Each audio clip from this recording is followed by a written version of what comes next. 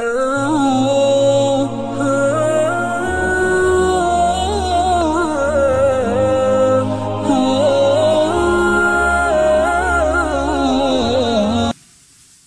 mulia. Kata sahabat Nabi, menantu Nabi, keluar, kita muliakan. Dan kita pun sepakat Abu Bakar mulia. Umar mulia, Utsman mulia. Jelas ya? Fair kan? Objektif kan? Objektif. Kita tidak ingin bermusuhan, kita gali sejarahnya, kita lihat. Kalau Abu Bakar tidak mulia, bagaimana mungkin jadi pendamping Nabi? Kalau Umar tidak mulia, bagaimana mungkin dipilih oleh Nabi sebagai orang yang pemberani? Membela Nabi. Kalau Utsman tidak mulia, bagaimana disebut dengan ahli surga? Tiba-tiba orang ini datang mengatakan, hei, Abu Bakar, Umar dengan Utsman merampas hak Khalifah Ali. Dirampas oleh mereka. Hafsah itu begini, Aisyah sampai tuduhan yang sangat buruk kepada Aisyah. Buruk sekali. Disebut perempuan yang saya nggak bisa ungkapkan lah. Nggak nyaman gitu. Anda bayangkan ya, anak kenal Abu Jahal. Udah ngapus yang salah. Kenal Abu Jahal. Luar biasa. Cuma di sore yang tapi nggak apa-apa mas, di Palembang ada yang kenal Firaun. Jadi sampai mana tadi? Nah, rampas, Aisyah dituduh. Anda bayangkan Abu Jahal aja, itu kan musuh Nabi paling buruk, pengen bunuh Nabi. Tapi jangan lupa dia punya anak namanya Ikrimah, seorang pemuda ahli berkuda, pembela Nabi. Apa yang terjadi? Pertama, jangan suka menjudge orang lain. Boleh jadi keturunannya tidak seperti atasnya, atau sebaliknya. Yang kedua, ketika Ikrimah sedang berada di lingkungan sahabat, Nabi melarang mengungkit tentang ayahnya. Jangan bicarakan ayahnya, jangan menyinggung anaknya. Karena Ikrimah saudara kita. Seburuk-buruknya Abu Jahal dilarang oleh Nabi digunjingkan langsung dekat keluarganya. Makanya saya sering katakan kepada Anda, bagaimana Anda bisa menggunjingkan istri Nabi SAW? Apa Anda tidak mau menjaga perasaan Nabi? Katanya cinta Nabi, tapi saat bersamaan Anda menyinggung Nabi. Dengan cara apa? Menyinggung sahabatnya, menyinggung istrinya dan sebagainya. Nah, ini dimasukkan ke dalam doktrin ini, sehingga ini menjadi doktrin dalam aliran-aliran kepercayaan, akidah, masuk kepada bahkan ranah ibadah dan sebagainya. Sampai mengatakan setelahnya, setelah ini berkumpul makin kuat, bahkan mengatakan, hei, hadis-hadis pun ada yang ditukar. Yang benar hadisnya semua dari Ali. Yang lain salah semua. Maka ini punya koleksi sendiri. Bahkan cara salatnya sendiri. Bahkan keyakinannya beda sendiri. Mesti ada imam, mesti ada ini, mesti ada itu. Kalau tak taat pada imam, maka dari segi keimanannya kurang. Mesti taat. Rukun Islamnya Islam, rukun imannya iman, tapi jumlahnya beda. Karena nanti ada kepatuhan iman pada imamah, pada imam. Dan imam itu sifatnya maksum. Ini berbahaya lagi karena yang maksum cuma Nabi. Jadi maksum itu dijaga dari salah, cuma Nabi dan Rasul. Manusia lain tidak ada. Maka ini masuk doktrinnya, imamnya maksum. Ya, bukan namanya maksum, bukan sifat dia katanya maksum. Sebutkan tuh 2, 3. Maka ini menyebar. Terus sampai Ali wafat pun menyebar juga.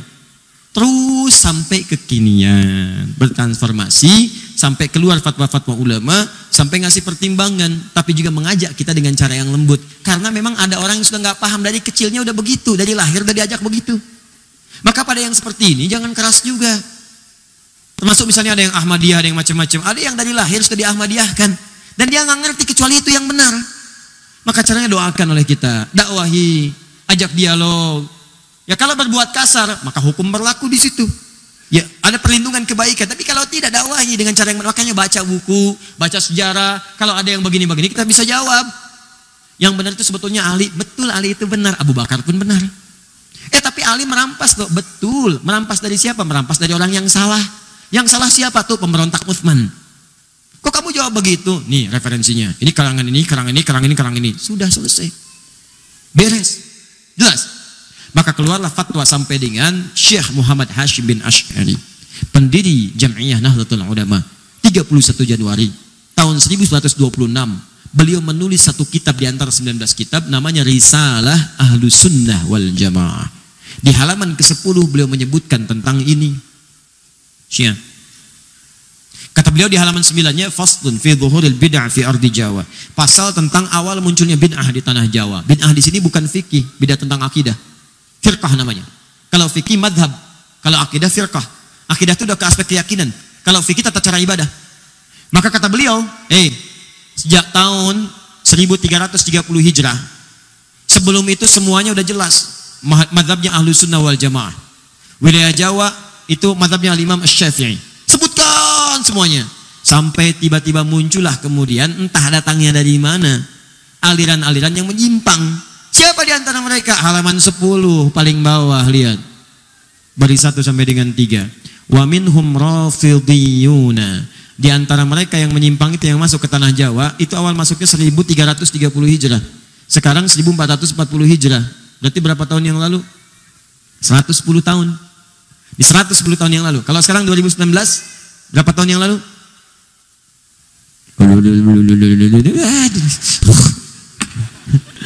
Ya pokoknya 110 tahun yang lalu, ya. Baik, datang ke tanah Jawa. Apa yang dilakukan?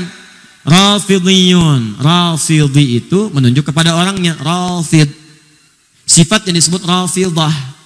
Apa Rafid itu? Menolak dengan cara yang kasar. Ya, radda menolak. Tapi menolak dengan cara yang kasar, rafadha. Minum mas. Terima kasih, itu lembut. Ini minum mas. Non cianawan aing. Wah, luar biasa. Siawani ka aing, siawani aing sieun. Oh, pokoknya. Wah, itu rafadha namanya. Itu mas. Oh, begitu ditolak, orangnya namanya Rafid. Jamaknya Rafidhiyun. Kenapa disebut dengan Rafidhiyun? Karena mereka menolak keabsahan Khalifah Abu Bakar, Umar dengan Utsman. Tolak oleh mereka, enggak benar. Karena mereka menolak semua riwayat yang datang dari klan-klan ini. Hadisnya salah, ininya salah, keyakinannya salah. Mereka punya klan sendiri. Maka kata Syekh Hashim, lihat, yasubbuna sayyidana Abu Bakrin radhiyallahu ta'ala anhu wa Umar bin Khattab radhiyallahu ta'ala anhu. Mereka kerjaannya seringkali mencela Abu Bakar dan Umar khususnya. Cela habis. Cela. Semua yang salah. Anaknya Abu Bakar cela. Pokoknya perlakuannya buruk gini. Hafsah anaknya Umar cela juga. Nggak layak jadi istri Nabi. Bahkan disebut Nabi itu dijebak. Bagaimana Nabi bisa terjebak? Perempuan tidak baik. Bagaimana Nabi bisa menikah dengan perempuan yang tidak baik? Ini kan akal kita aja menolaknya.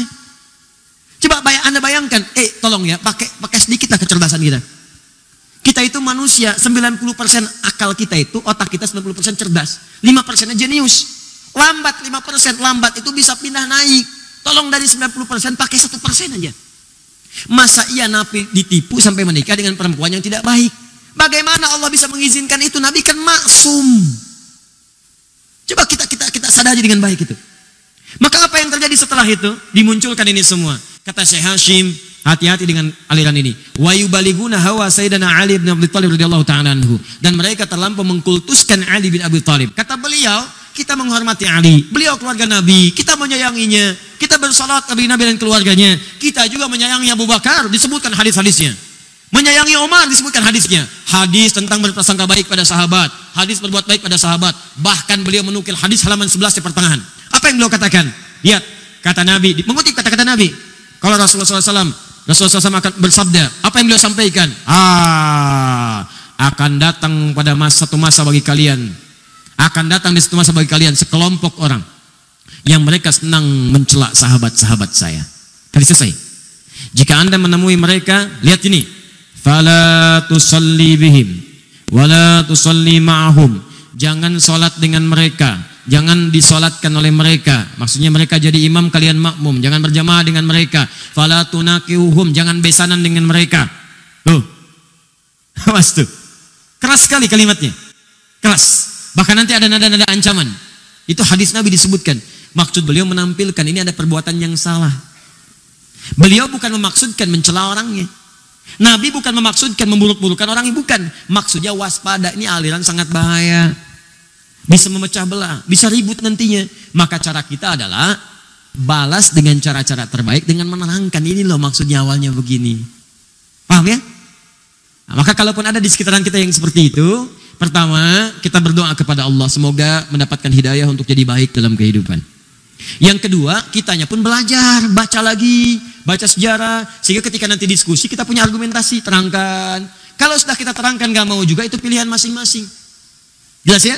Dan itu dijamin oleh negara, pasal 29 ayat 2. Negara menjamin kemerdekaan tiap-tiap penduduk untuk memeluk agamanya masing-masing dan beribadah menurut agama dan kepercayaannya itu. Jelas ya?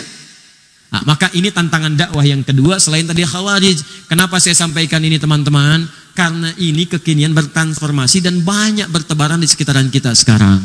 Saya tanya, ada paham-paham yang gampang mencap kafir yang lain? Ada, bahkan sekarang lebih dahsyat. Kalau dulu mikir-mikir dulu, bunuh, itu mikir dulu. Sekarang begitu mudahnya. Tebar bom, tebar ini, tembak, eksekusi dan sebagainya. Dan yang paling berbahaya, gerakannya masif lewat media sosial sekarang. Tahukah Anda? Saya beberapa pekan ke belakang ini sedang menyelesaikan kasus-kasus ini, masuknya ke pesantren. Anak-anak pesantren. Bahkan sempat saya duduk satu ruangan, kumpul anak pesantren. Pertanyaannya udah ada list mereka, hampir semua sama begitu. Ya, ini disebutkan, ini zalim, ini zalim, ini zalim. Berlaku hukum mati, berlaku, ya Allah. Saya lihat pelan-pelan, dari mana taunya? Dari Quran sini, Quran surat berapa? Ayat berapa? Nah, ayat sebelum itu apa? Ayat setelah itu apa? Riwayat dari siapa? Saya tuliskan. Kamu ini hafal Quran juga tidak, bacakan nggak mampu, bisa menyimpulkan hukum, tahu dari mana?